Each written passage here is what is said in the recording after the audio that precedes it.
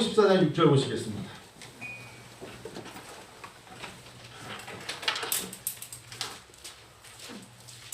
요한복음 14장 6절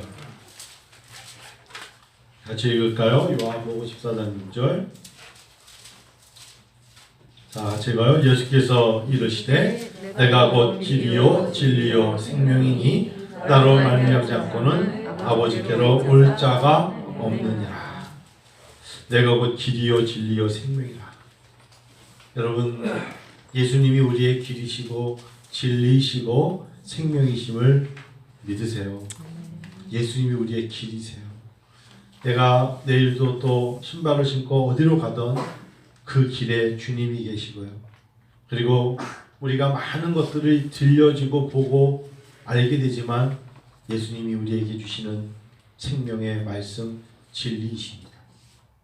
모든 것이 위험에 노출되어 있는 이 시대 속에서 우리가 보험으로 안심할 것 같지만 주님이 우리의 생명이십니다. 주중에 아니면 올해 2020년을 보내면서 어떤 목사님이 저한테 올해는 진짜 악마의 해였다 이런 표현을 하셨어요.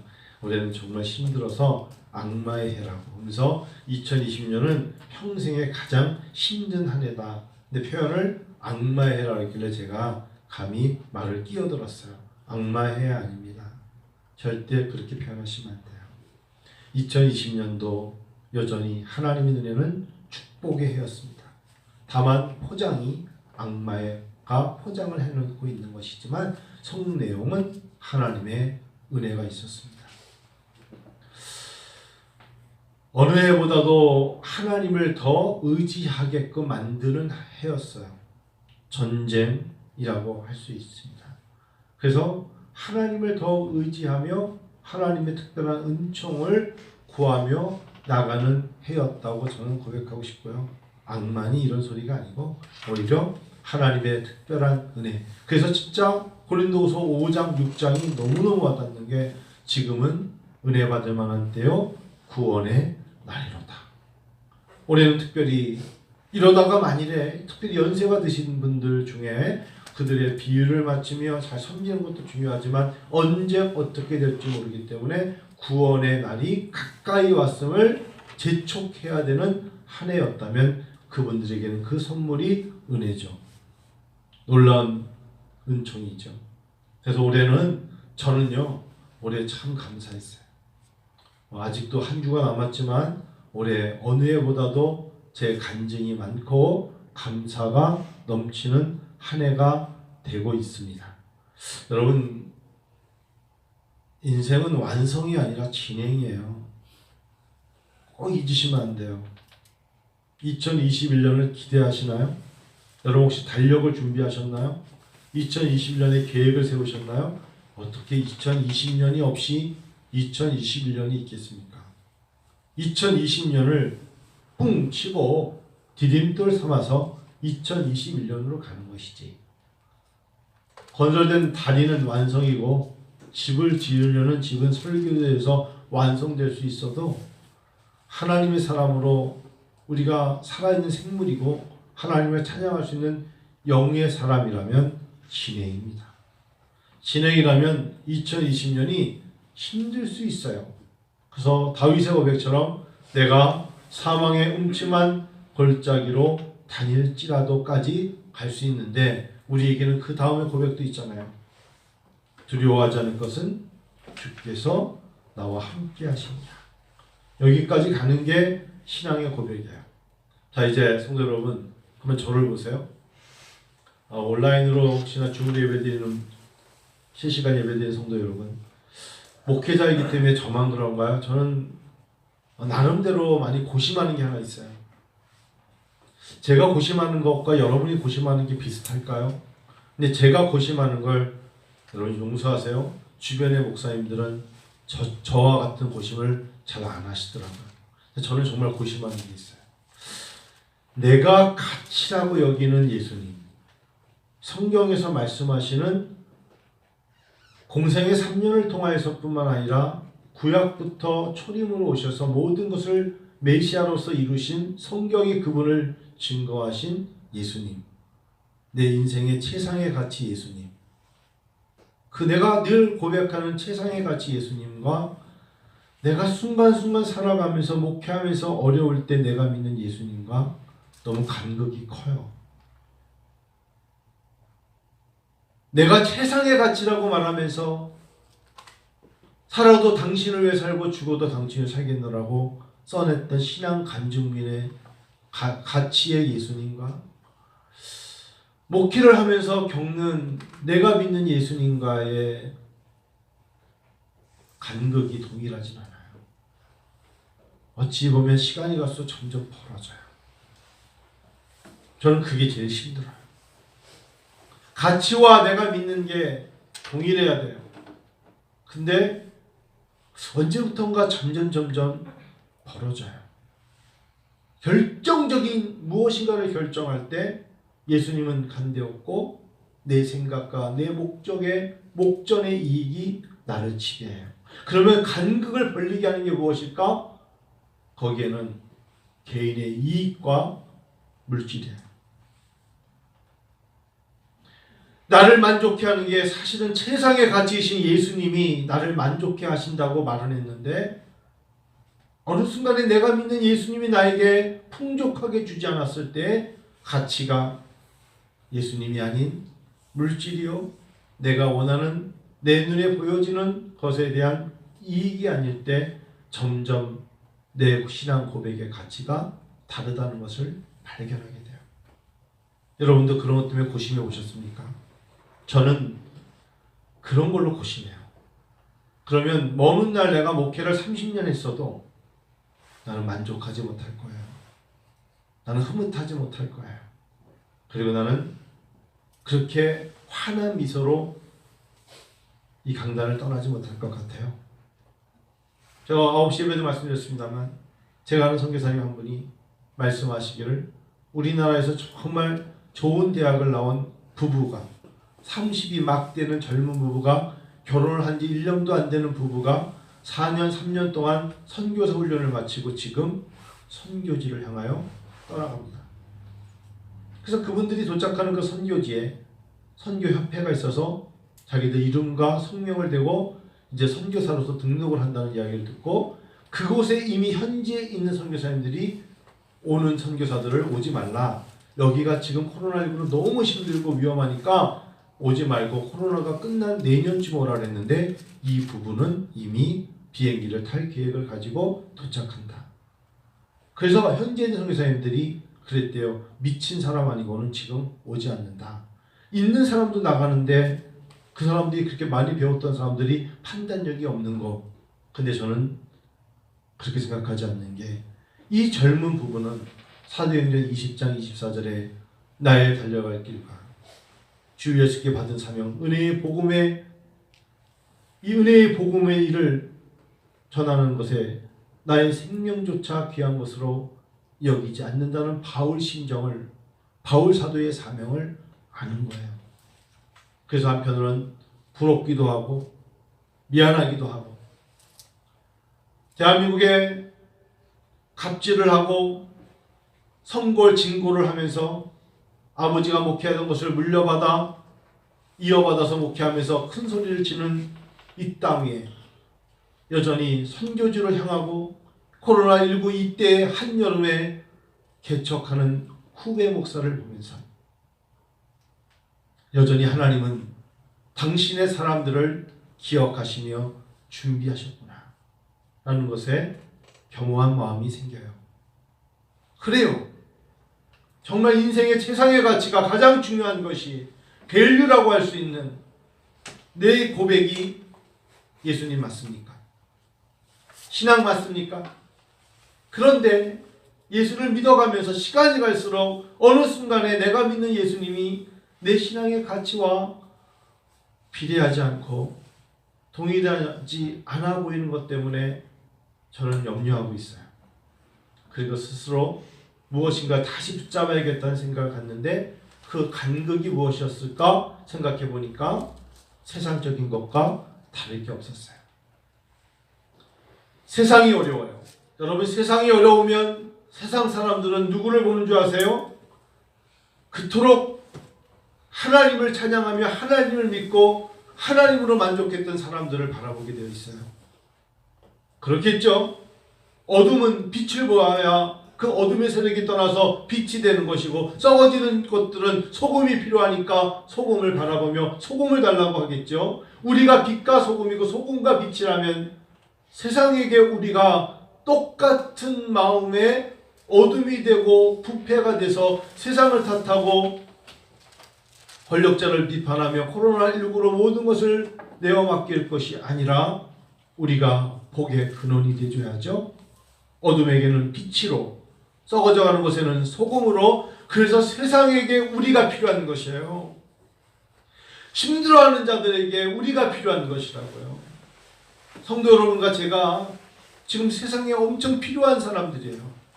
믿습니까? 우리가 복의 근원이고 우리가 하나님의 사신이고 우리가 하나님으로부터 의의 병기로 쓰임받을 2020년 코로나가 앞으로 얼마나 갈지 모르지만 움츠릴 때가 아니라 우리가 쓰임받아야 될 때인 줄 믿습니다. 그런 생각을 하니까 오히려 힘이 나고요. 그래요. 필요한 자들이 필요한 곳에 필요를 따라 간다는 게, 필요하다는 게 얼마나 중요한 것인가를 알게 됩니다. 보이지 않고 불확실한 것에 코로나19가 바로 불확실하고, 코로나 이후 포스트 코로나 이런 단어가 나왔을 때 코로나19 2021년도 포스트 코로나로 어떻게 움직여질 걸 우리가 모르면서 근심과 낙심과 낭망에 그런 것들로 묶여 있어요. 아니, 목회자들끼리도 얘기를 하면 앞으로 교회는 어떻게 될 것 같아? 불안해, 힘들어, 어떻게 하면 좋지? 이러다가 말이라도 교회가 문 닫는 거 아니야? 뭐 이런 이야기들을 할 때마다 여러분, 불확실하고 붙잡지 못하고 확인되지 않고 확증할 수 없는 것에 우리는 매우 있어요. 근데 신앙이라는 것은 너무 확실하지 않아요? 우리는 분명히 죽으면 천국 가지 않아요? 영원한 영생을 받은 거 확실한 거라고 전 믿어요. 그러면 그 모든 것으로 힘을 얻어야 되고, 천국 백성으로 살아가면서 주님 말씀하시기를 너희가 거할 처소가 있다고 말씀하심에 확신을 가지고 나가면 하나님 얼마나 기뻐하실까요? 그래서 너무 불확실한 것에 내 자신을 내어 맡기는 이유가 무엇일까? 알았어요. 내가 걷는 길에 확신이 없는 거예요. 내가 오늘도 예배 끝나고 가는 그 걸음에 확신이 없는 거예요. 주님의 엠마오로 가는 두 제자와 함께 동행하고 계시다는, 늘 동행하고 계시다는 것에 확실함이 없는 거예요. 주님이 이렇게 말씀하시네요. 내가 곧 길이란다. 네가 걷는 그 길에 내가 있고 내가 열어놓은 길을 네가 걷는 걸 믿어보려. 네가 나와 함께 주 예수 그리스도라는 그 이름을 가지고, 믿음을 가지고, 최상의 가치를 가지고 믿음을 가지고 걷는 네 길 위에는 내가 있단다. 내가 곧 길이란다 아들아. 내가 곧 길이란다 아들과 딸들아. 불확실한 것에 스스로 무너지지 말고 확실한 보혈의 피를 의지하며 걸어보려. 있습니까? 마음속에 그런 생각이 신앙의 고백을 통하여 나옵니다. 두 번째, 세상에 너무나 많은 것들이 거짓과 소문과 사실과 다른 것들로 화를 내고 나도 모르게 이슈와 생각지 않은 것에 주목을 쥐었다 폈다 하면서 난리를 치잖아요. 어떤 것이 진리입니까? 진리는 우리에게 생명을 주는 것이고, 진리라는 것은 변하지 않아야 돼요. 우리는 그렇지 않은 것들은 정권이 바뀌고 제도가 바뀌고 정책이 바뀌면 또 바뀔 거예요. 그렇지 않겠습니까? 저는 정치인 중에, 여러분 뭐 이런 말씀 죄송한데, 노회찬 씨 참 좋아했었어요. 근데 노회찬이라는 사람도 자기 길을 가버렸어요. 자살한 거죠. 대통령 후보감을 있었던 박원순 씨도 산에 가서 더 이상 생명이 사라졌어요. 사람 바뀌어요. 우리가 그런 일들에 무엇은 기대를 가지고 희망을 가지고 나갑니까? 진리라는 것은 어제나 오늘이나 변함없는 걸 진리라고 하는 거예요. 어떤 일에 여러분 흥분하십니까? 진리의 말씀을 통하여 자유함을 얻고 진리로 말미암아 기뻐하면서 하나님 말씀에 우리에게 보여주시는 미래가 있고 소망이 있고 그 소망으로 즐거워하며 갈 때 하나님이 부어주시는 은혜가 있어요. 주님 말씀하시기를 내가 길이요 진리라고 하신 거예요. 성도 여러분, 주님이 진리예요. 그분 붙잡고 나가면 변치 않아요. 힘들어할 뿐이에요. 우리가 이렇게 선물을 놓으면 포장이 너무 멋있는데 안에 딱 들여다보니까 이거 뭐야 나하고 상관없는 거잖아 했을 때 실망이 오잖아요. 그렇죠? 근데 겉표지는 별 볼 일 없는데 내용을 보니까 내게 너무 좋은 걸 볼 때 기쁘잖아요. 하나님은 영원한 생명이신 영생을 처절한 십자가에 담아주셨어요. 겉으로 볼 때 십자가는 너무 처절해서 보고 싶지 않았고 안고 싶지 않았고 다가서고 싶지 않았죠. 하나님은 근데 갈보리산 언덕에 그 십자가 안에 우리를 사랑한다는 사랑의 메시지를 담으신 거예요. 예수님께서 육체로 이 땅에 오셔야만 했고 오셔서 그분의 인생 속에 그 모든 하나님의 영광을 시간과 공간 속에 담으사 내어주셨죠. 하나님의 일하심이 아들 독생자를 이 땅에 내어주사 우리를 살리시게 하는 것을 세상이 알지 못했고 세상이 한 것이 아니라 하나님이 하신 것을 알리게 하시고자 아들 독생자를 처절하게 죽게 하신 거죠. 그리고 그분은 순종과 복종으로 스스로 내어줌이 되신 거예요. 이걸 여러분 바울 사도는 이런 관계를 이렇게 표현했어요. 세상에 볼 때는 너무나 부족한 나 같은 질그릇에 깨질 수 있고 사람들 눈에 은도 금도 아닌 나 같은 질그릇에 예수 그리스도의 보배를 담으신 거예요. 그 안에 보배가 보이고 그 보배로 말미암아 사실은 내가 외형적으로 내가 가지고 있는 지식과 능력이 아니라 내 안에 계신 예수 그리스도로 말미암아 보석이 박힌 그릇이라 저를 성도라 불러주시는 거죠. 그것이 진리입니다. 내 자신이 무엇인가를 보여줌으로써 할 수 없게끔 질그릇되게 하신 하나님은 그런데 내 입술의 고백을 통하여 결국은 내 영이 하나님을 찬양하며 가장 가치이신 그리스도의 십자가를 신앙의 고백으로 삼기를 원하시는 겁니다. 질그릇이 뭡니까? 우리의 겉모습이거든요. 여러분, 우리의 겉모습을 보여드리려고 하니까 어느 순간에 실망이 오고 낙심이 오고 내가 그동안에 추구했던 것이 아무것도 아닌 것임을 발견하죠.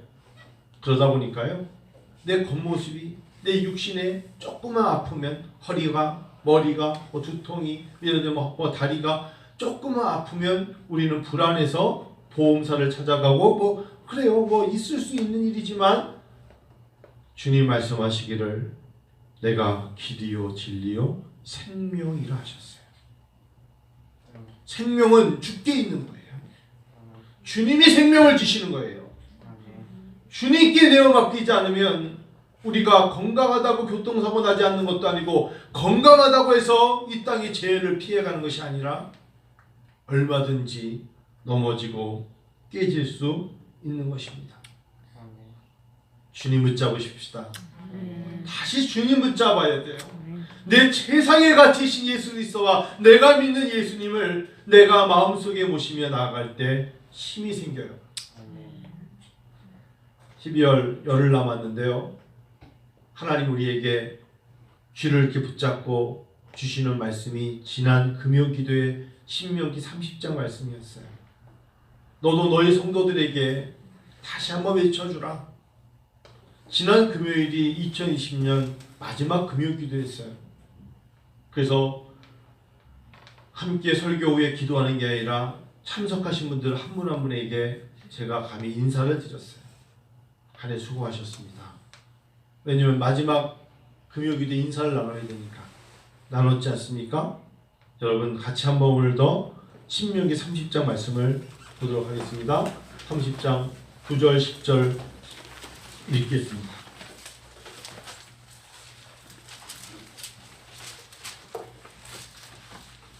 우리 같이 한번 읽어요.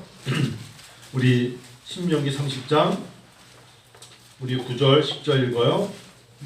찾으셨죠? 신명기 어딘지 아시죠? 구약 309쪽 신명기 30장 9절 10절 읽어요. 얘가 네 하나님 여호와의 말씀을 청종하여 이 율법책에 기록된 그의 명령과 규례를 지키고 네 마음을 다하며 뜻을 다하여 여호와 네 하나님께 돌아오면 네 하나님 여호와께서 네 손으로 하는 모든 일과 네 몸의 소생과 네 가축의 새끼와 네 토지 소산을 많게 하시고 네게 복을 주시되 곧 여호와께서 네 조상들을 기뻐하신 것 같이 너를 다시 기뻐하사 네게 복을 주시리라.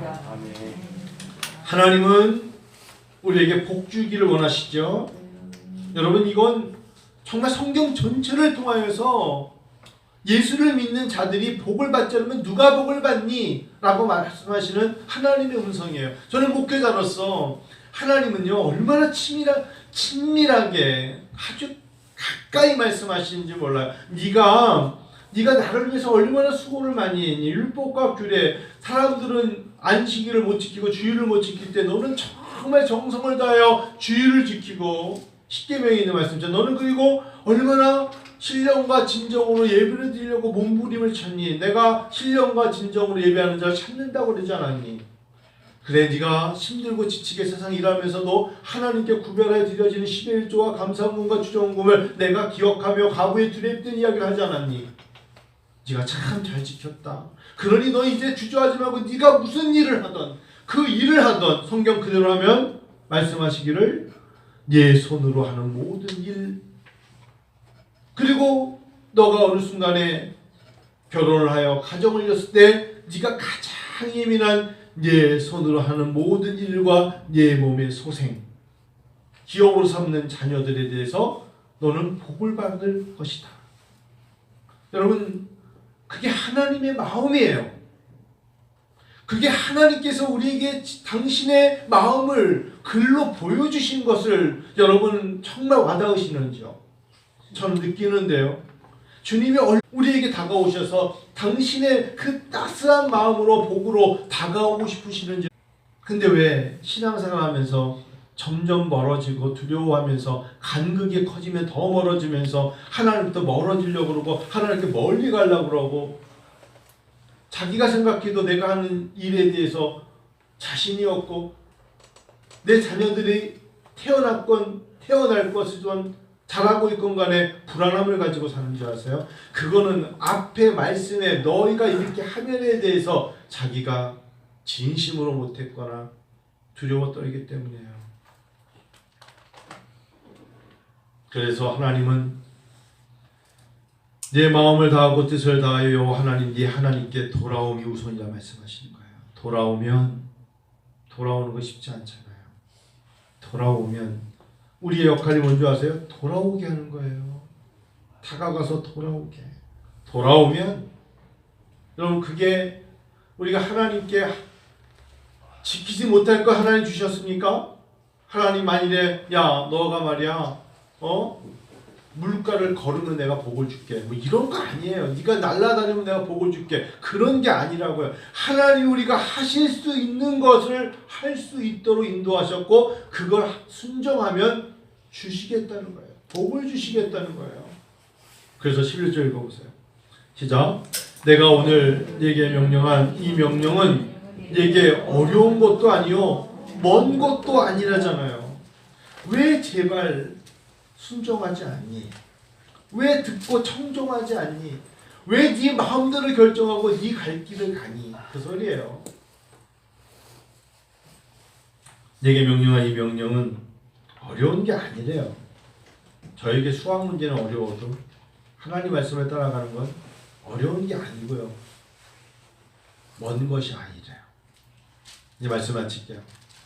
주님이 길이요 진리요 생명이신데 주님이 원하시는 삶을 살을 때 내가 하는 일, 내 몸의 소생, 그리고 내 부의 상징 모든 것들을 하나님이 열어주시고 더해 주신다는 것을 오늘 말씀을 통하여 마음껏 외치고 싶어요. 하나님은 그런 분이에요. 간극이 벌어지게 만드는 것이 자기의 목전의 이익과 물질이라는 것을 우리는 다 공감하지 않습니까? 순간적으로 바뀌면 하나님은 그를 좋아하지 않아요. 하나님을 바라보면서 길과 진리와 생명 되시는 주님을 붙잡고 질그릇 같은 인생에 고배로우신 예수 그리스도의 보혈의 피가 나를 끌어가심을 고백하면 주님이 이루시는 겁니다. 믿습니다. 그래서 여러분 복을 주시리라. 이 복을 누리시는 성도 여러분 되시기를 축원합니다.